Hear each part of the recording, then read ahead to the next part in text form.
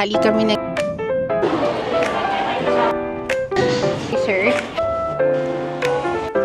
Hi, good morning. Errands day today at kasama ko yung yung husband ko kasi hindi sila nakapasok. Tinanghali kami ng gising. Hi, Papa. May sore eyes ka? Oh my gosh. And yung son ko. Ayan, so come with us today.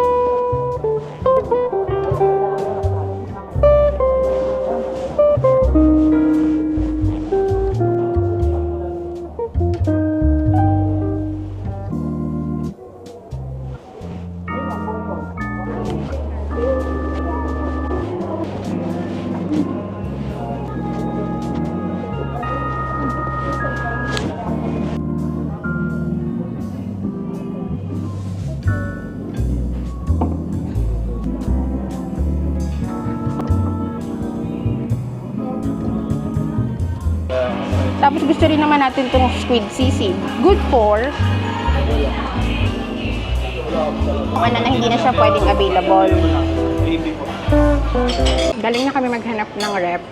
Break muna kami dito sa Kuya Jay's. Ay, Kuya Jay. Sorry. Ano to, anak? Kuya Jay. Okay. Kuya Jay pala. Wrong speak.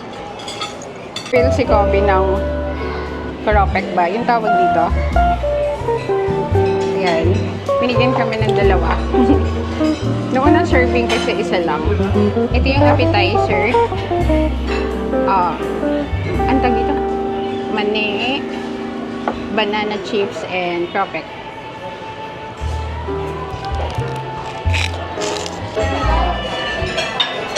Oo nga. Dapat tikman mo muna.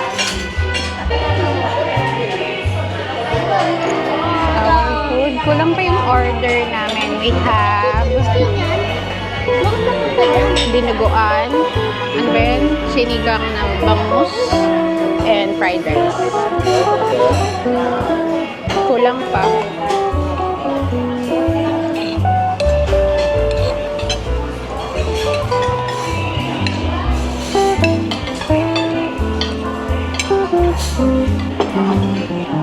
Squid sisig. Sobrang favorite namin to.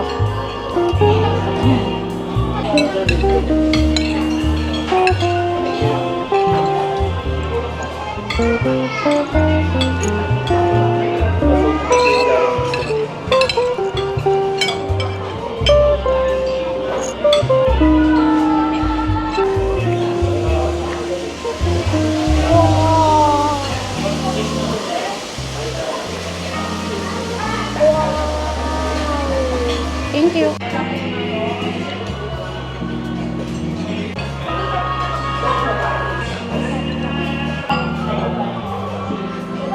Nagsisinungaling ka lang kanina? Nakakotsi daw ako.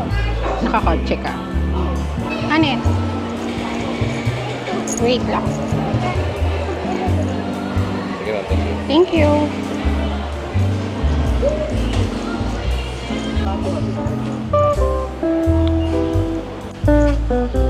Nandun yung brace. Wala dito.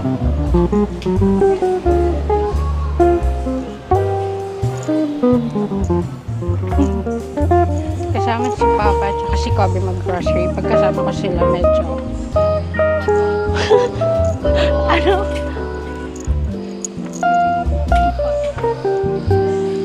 Yeah, ito.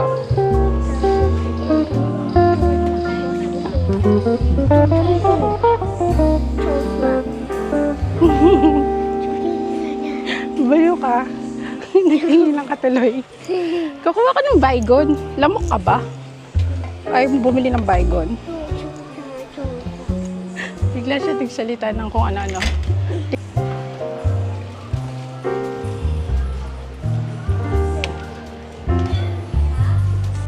Conditioner. Wait. Ano ba ginamit ko nakaraan? Gusto ko na ulit Pantene. Nakuha ka ng itong pink.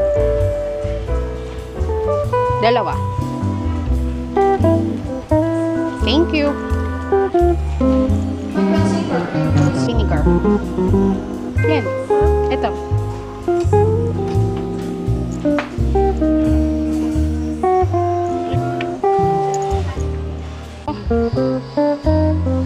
Golden Fiesta. Ay! Ano ba yun?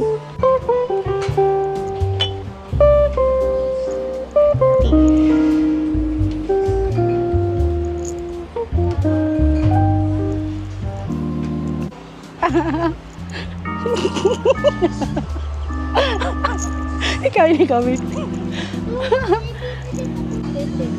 Tatlo.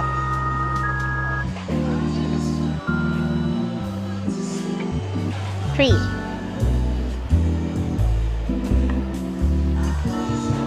Lagay mo na kay Papa.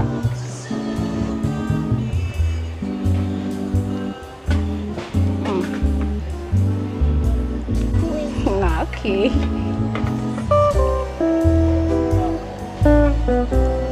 Hokkaido. Wala. Parang may century pa tayo, pero kuha ka na, bilis.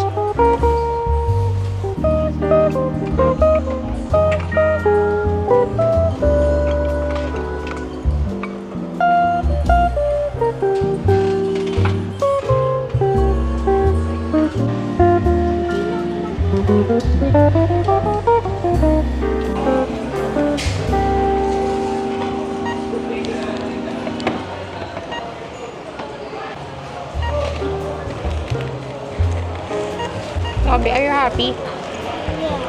Why? Huwag mo na tanggalin dyan. Ang init, grabe. Kobe.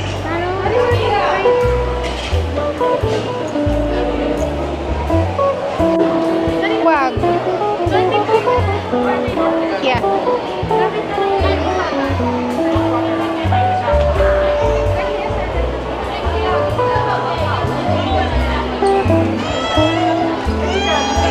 Ma'am, tapos 3 na Boston cream. Paano ito ilan? Oh my gosh. Dapat doon. Pa? Paano ito dapat doon? Oh, yan. Paano? Ito, itatouch. Ha? Wag. Yan, ikot mo, i-ano mo daw pipindutin. Masisira yan. Sobrang daming tao ngayon dito sa mall. Kaya ang init.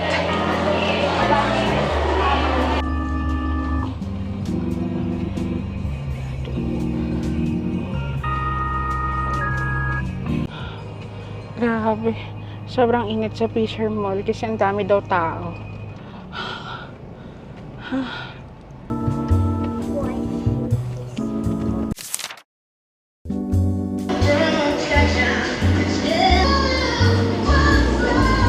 Po, naka-ano siya?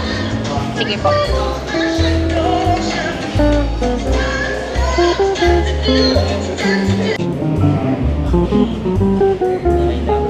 Oo, yun. Okay pa. Kakauwi ko lang pagkatapos sa maraming errands today. Dumating kasi yung order ko from TikTok shop. So, ito yung mga order ko kaya unpack muna natin before ako gumawa ng matcha latte. Ito, yung for my Osmo Action 5 Pro. Kasi bumili na ako nito bago ako magsisila, dapat Insta360 na lang yung binili ko instead na Osmo Action 5 Pro. Anyway, ayan yung siya. So, let's see kung paano ko siya magagamit. For now, itabi muna natin. Okay, yung Alada soap na na-order ko rin from TikTok. Actually, TikTok discovery ko rin siya. Ayan, tuto lang yung tigdadalawa lang yung ina-order ko palagi. Kasi ilan yung pasok sa budget. Anyway, ito good for 2 weeks ko na tong ginagamit. At after 2 weeks, order ako ulit. Na kasi ako mga coffee pads for my Nespresso. Unahin muna natin mga coffee pads ko. Sobrang sealed siya. Naka doble-doble yung bubble wrap. At ayan, I have B Coffee, Sedosa, Brazil, and Dulce. So, for caramel macchiato, cappuccino, and latte. So, ayan. Anyway, for my milk frother, dapat order din ako ng same brand ng ng Nespresso ko. Kaso, medyo pricey. Kaya, ito na lang yung in-order ko. From B Coffee din. Coffee Co. Yan. So, pagka-open, merong instruction manual from B Coffee. Then, ayan siya. Sobra-sobra ring safety yung product.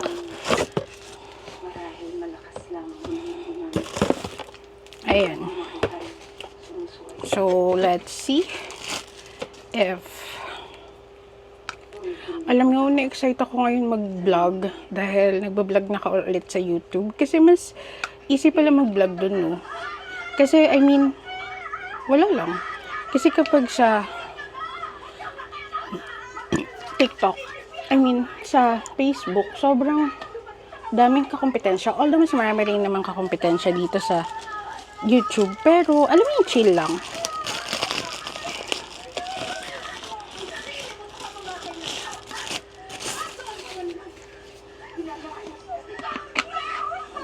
Okay. Okay. Pagka nagamit mo na pala siya, meron dito nakalagay kung paano mo siya gustong gamitin. I think hot to, tapos cold. Tama ba? Okay. Igaganyan mo lang siya. Ito cold, hot, tapos pang cappuccino. Yan. Nag-operate na siya. I-share ko na lang for some other video kapag gagamitin ko na siya. Pero for now, i-unpack muna natin lahat ng order ko online.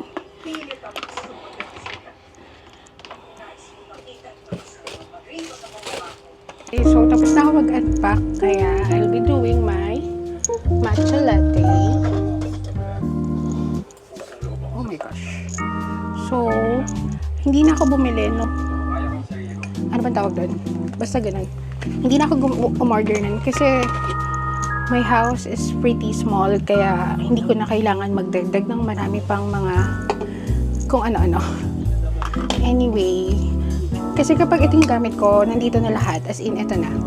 Okay, ito yung gagamitin kong milk. Then, here's my matcha. And, kung familiar kayo dito, mura lang to, parang sa 200 pesos lang ata siya, or 300. Basta ganun lang siya, hindi siya sobrang mahal. Then, masarap din siya. Salted caramel na to, so, hindi ko na kailangan maglagay ng salt for my matcha latte tayo. Actually, mas nahihiya kasi ako kasi alam niyo naman na ang kalat ng bahay. Anyway,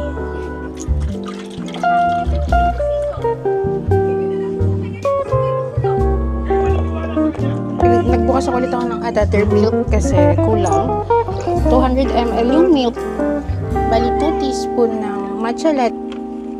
So, hi. 2.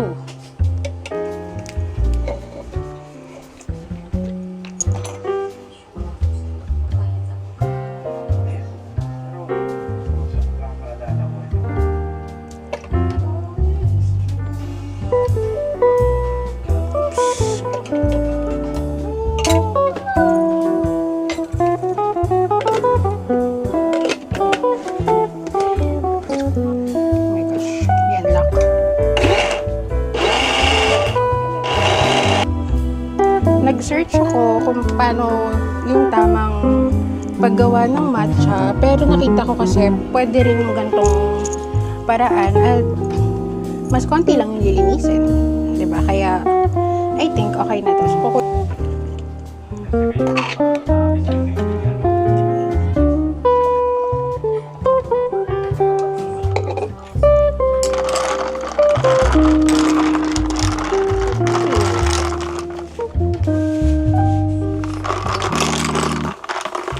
I will ending this vlog na. Thank you sa panood. See you on my next one. Bye!